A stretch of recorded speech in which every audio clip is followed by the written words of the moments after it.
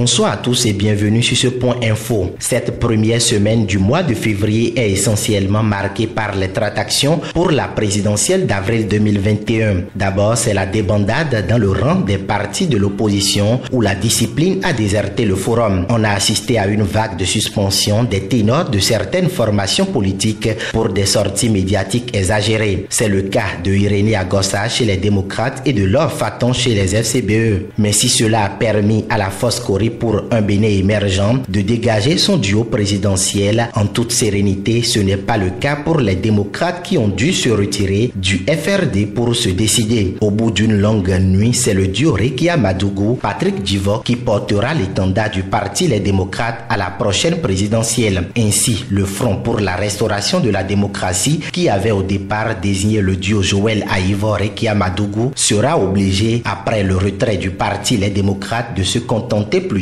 du duo Joël Aïvo Moïse Kérékou. Toutes ces tractations s'inscrivent dans le cadre du dépôt de dossier de déclaration de candidature pour la présidentielle du 11 avril 2021. Au cours des 4 jours réservés à ce processus, la Sénat a enregistré au total 20 dossiers de candidature. Entre candidatures indépendantes et duo avec ou sans parrain, la plaisanterie et la pagaille étaient aussi au rendez-vous. Les regards sont désormais tournés vers la Commission électorale nationale autonome pour le tri. En attendant, le Bénin dit niet à l'adoption du règlement intérieur de la Cour africaine des droits de l'homme et des peuples. À l'occasion de la 38e session ordinaire du Conseil exécutif de l'Union africaine, le ministre Aurélien Agbenonchi s'est opposé à l'adoption en l'état du rapport d'activité de la Cour africaine des droits de l'homme et des peuples CADHP. Il faut noter que le Rwanda est allé dans le même sens en soutenant les observations faites par le ministre béninois des Affaires étrangères. Pour rappel, le Bénin, la Côte d'Ivoire, le Rwanda et la Tanzanie ont retiré à cette cour leur déclaration de compétence. Pendant ce temps à Kétou, une opération de la douane béninoise a tourné au vinaigre. Pour cause, les douaniers ont intercepté des motos des trafiquants d'essence, suscitant la colère des populations. 5 blessés et heureusement 0 mort, c'est le bilan de cet affrontement entre contrebandiers et hommes en uniforme. Carnet noir pour terminer cette revue de l'information chez les hommes Bala Kétou. L'honorable Jean-Pierre Babatunde n'est plus. L'ancien maire de Kétou et ancien ministre de Boniaï a rendu l'âme ce vendredi 5 février 2021. Paix à l'âme du disparu. Ainsi s'achève ce condensé hebdomadaire de l'actualité nationale. Prenez soin de vous et à très vite.